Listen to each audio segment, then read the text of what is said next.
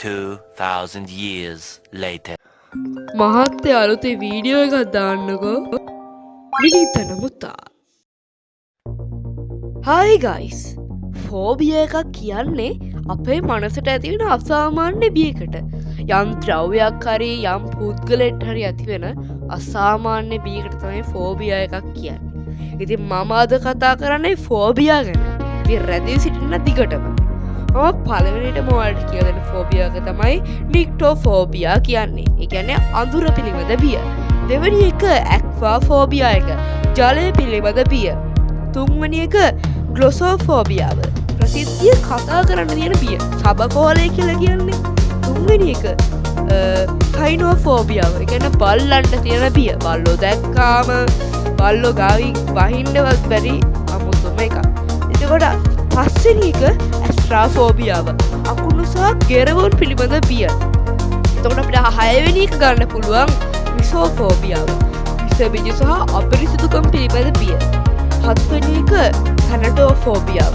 මරණය පිළිබඳ බිය. අටවෙනි එක නොමෝෆෝබියාව. ජාංගම දුරකථනයේ නොමැතිවීම පිළිබඳ බිය. නවවෙනි එක ඇසෙන් ෆොස්සිමෝෆෝබියාව. එතකොට මේක ස්පර්ශයට තියෙන බිය. එතකොට පයිරෝෆෝබියාව 10වෙනි එක ගින්දරට තියෙන බිය. 11වෙනි එක ඇක්‍රෝෆෝබියාව. උස ස්ථාන පිළිබඳ බිය. 12වෙනි එක ක්ලොස්ට්‍රෝෆෝබියාව. සමෘද්ධිකෙන පොඩි ඉඩකඩක් ගැන තියෙන බිය. එතකොට සෝෂල් ෆෝබියා කියන්නේ සමාජය හමුවීමට තියෙන බිය. එරෝෆෝබියා කියන්නේ ගුවන්කම පිළිබඳ බිය. එතකොට ඇරැක්ටොනෝෆෝබියා කියන්නේ මකුළුවන්ට තියෙන බිය.